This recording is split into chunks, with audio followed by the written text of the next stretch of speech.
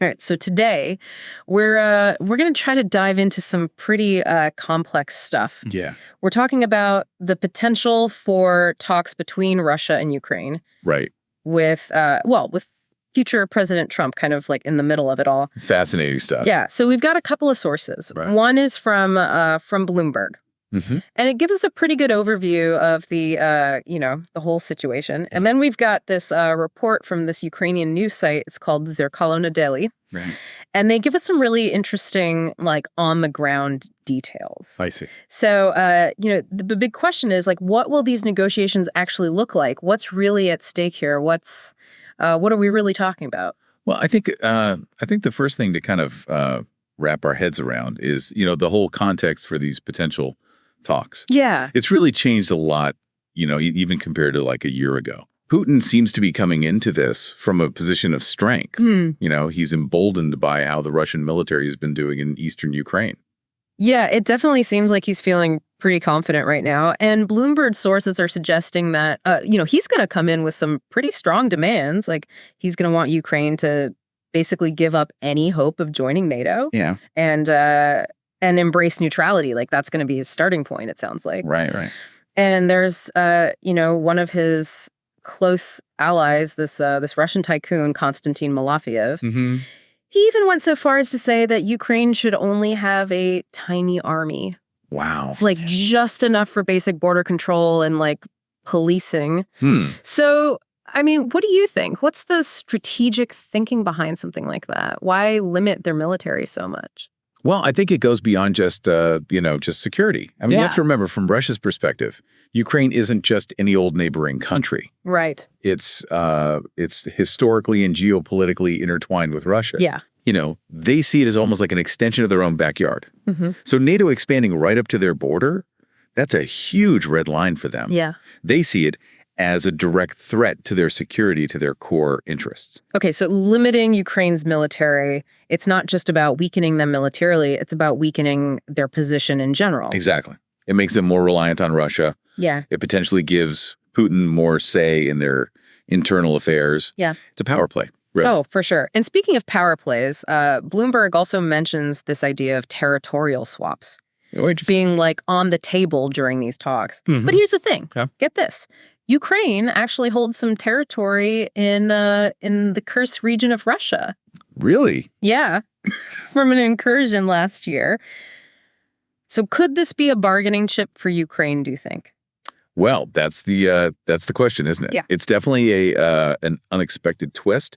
But you have to remember, Russia's occupying a significant chunk of Ukraine right now. Crimea, which they annexed back in 2014, and parts of Donbass. Yeah. So any swap, it's not going to be a simple, tit for tat kind of thing. Right. It would be super complex historically, politically, and, think about the people living in those regions. What happens to them? Yeah. I mean, imagine if Ukraine said, okay, we'll give back this piece of Kursk, but only if you fully withdraw from Crimea and Donbass. Yeah. What would Putin even say to that? What could he offer in return? It's hard to say. It's a potential minefield for sure.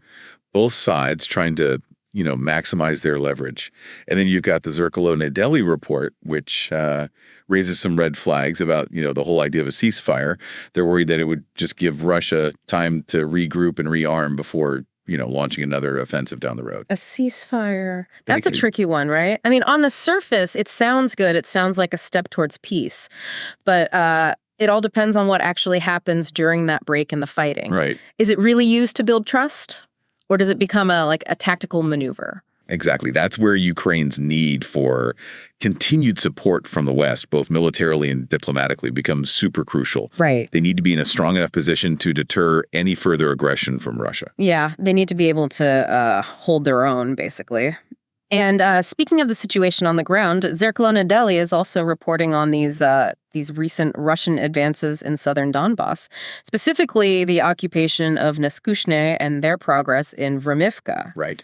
So what's the strategic significance of that region? Why is it so important? Well, that area, it's a key transportation hub. It's it's crucial for controlling supply lines and troop movements. If Russia can really solidify their hold there, it strengthens their position in Donbass significantly. And it could put Ukrainian forces in a much more vulnerable position. Okay, so we've got these potential land swaps, concerns about a ceasefire, a constantly evolving military situation.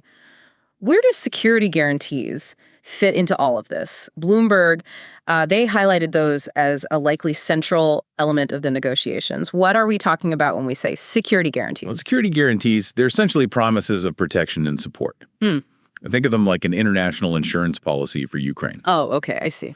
But like with any insurance, the devil's in the details. Who's providing the coverage? What are the specific terms? What happens if those terms are violated? Yeah, and I imagine Russia, Ukraine, and the incoming U.S. administration, they all have very different ideas about what those guarantees should actually look like, right? Exactly. Russia wants ironclad assurances that Ukraine will never join NATO. Yeah. They'll probably push for limits on Ukraine's military capabilities. They might even want some kind of international recognition of the territory they've already taken. And Ukraine. Well, Ukraine's going to want rock-solid security assurances from the West, maybe even NATO membership. And, of course, they want their territory back. All of it. That sounds like a pretty huge gap to bridge. And then we have to consider Trump. And, well, you know, he wants a quick resolution. Right.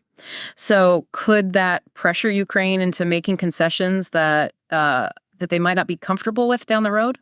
Yeah, that's definitely a concern. Bloomberg suggests there could be a clash between Trump's eagerness for a quick win and Putin's potentially harder stance.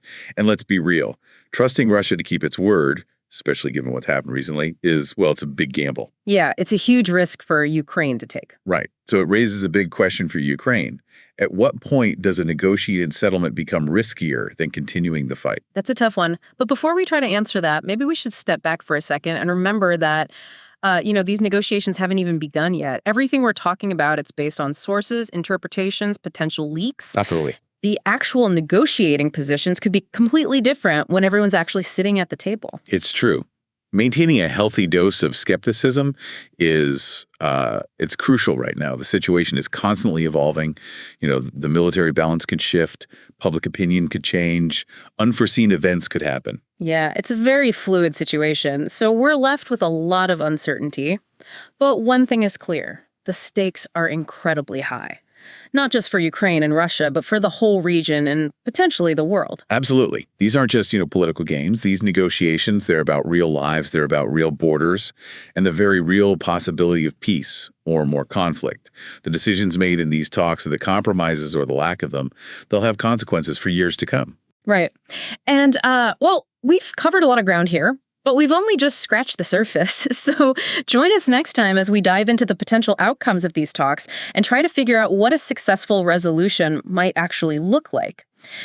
So we've talked about how high the stakes are, but how do you even begin to reconcile what each side seems to want? I mean, especially when we talk about security guarantees, it feels like trying to feed three different people with totally different tastes. Right. It's a challenge. You've got Russia, who wants these ironclad, very clear guarantees. Yeah. And then you have Ukraine, who needs something that'll actually make them feel protected. Mm-hmm.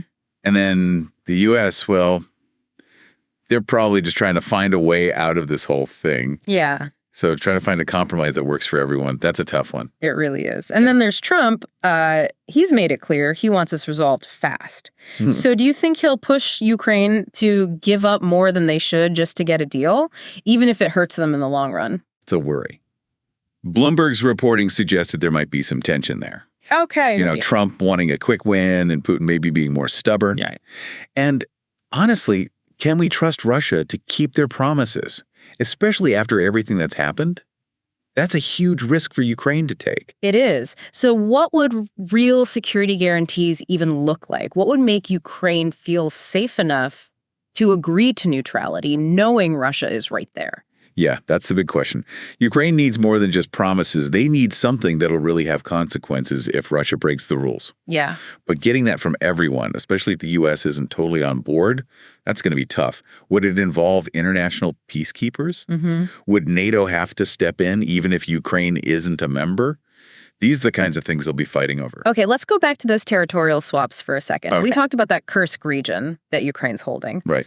But can you really see Russia making a deal without getting Crimea officially? The place they took back in 2014? Crimea is a symbol for both sides. Yeah. Russia sees it as part of their history. Right. Ukraine sees it as stolen land, trying to say Russia's in charge there. That would cause huge backlash, probably from most of the world. Yeah, I can see that. It would basically be saying taking land by force is okay. A dangerous message. For sure. And we can't forget about the people who live in those occupied areas. So Crimea, Donbass, millions of Ukrainians. What happens to them if their homes are just bargaining chips? that's a key point. This war has hurt so many people. Millions displaced, their lives totally disrupted. Any deal has to deal with that, has to make sure people are safe. Okay, so let's say, hypothetically, they actually reach a deal, something that tries to address all these issues. How do you even make that happen in a place that's been so destroyed and where no one trusts each other? Yeah, it'd be a massive project. International groups, peacekeeping forces, maybe even the UN would have to be involved. Oh. It'd be a long, difficult process. Yeah. And a lot could go wrong. You'd need to constantly check that both sides are following the rules. Yeah. And even then, how do you get people to trust each other again? Right. How do you fix communities that have been fighting? It's a long road, even if everything goes perfectly. It is. But let's change gears for a second. Okay. We've been focusing on how hard it is to make a deal, but what if it all falls apart? What happens if they can't agree on anything? It's not a good thought.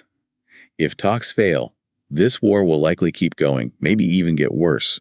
More people will die, more will be forced from their homes, and the longer it goes on, the more likely it is to spread to other countries or pull in bigger powers. So it's like we're right on the edge, and we don't know if we'll step back or fall off, but we do have to remember we don't know everything. Oh, absolutely. We're working with incomplete information. Yeah. What we see in the media, even good sources like Bloomberg, it's just their best guess. We don't know the real demands or what anyone's willing to give up. That's all secret. So things can change quickly. Yeah. Public opinion, how the war is going, something unexpected could happen and change everything. Absolutely. We shouldn't assume we know how this will end. Right. We've talked about the problems, the dangers, and how much is at stake. But in the end, we just have to wait and see. That's right. We're in uncharted territory. But by talking about these issues, by trying to understand each side and what could happen, hopefully we can have a better, more informed discussion about this crucial point in history. And that's what we aim for, to look deeper than the headlines and try to understand what's really happening. Because these decisions, the compromises made or not made, they'll affect things for years to come, not just for Ukraine and Russia, but for everyone. That's right. So as we wrap up this part, the big question is, what's next? What could happen in the years to come? That's where we're going next. Join us as we look at the broader impact of these talks and try to make sense of this uncertain situation.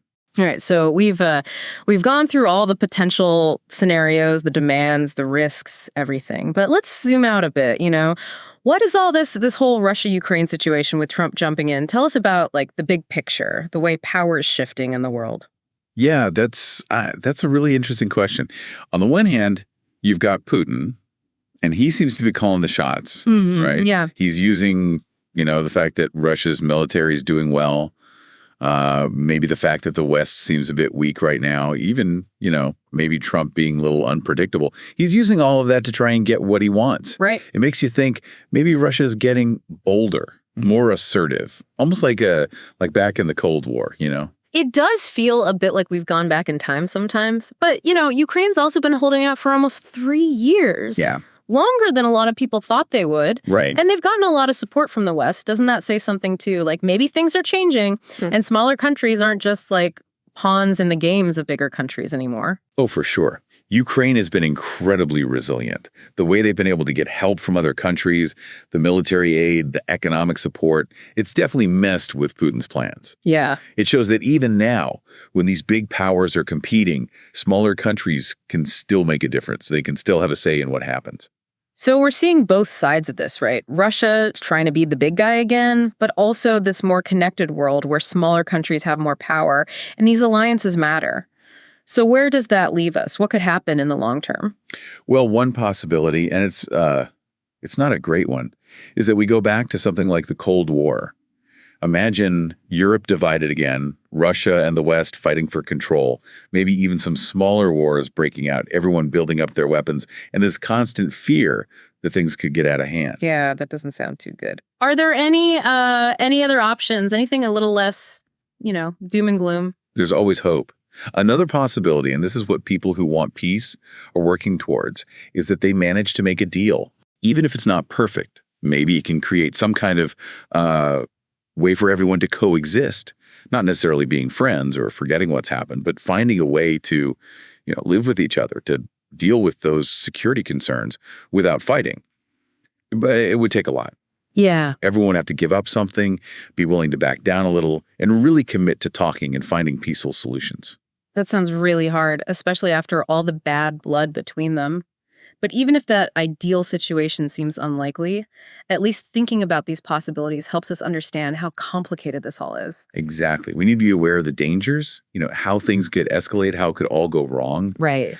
But we should also remember that there are other ways forward, that talking and diplomacy, even if it's hard, can offer a way out of this mess. So this deep dive has really shown us how important this all is. It's not just about Ukraine and Russia. It's about the future of Europe, about how power works in the world, about the basic rules of, international law and countries being able to decide their own future. It's about what kind of world we want, one where rules matter or one where the strongest just take what they want. And that's what makes this so fascinating and so important to understand.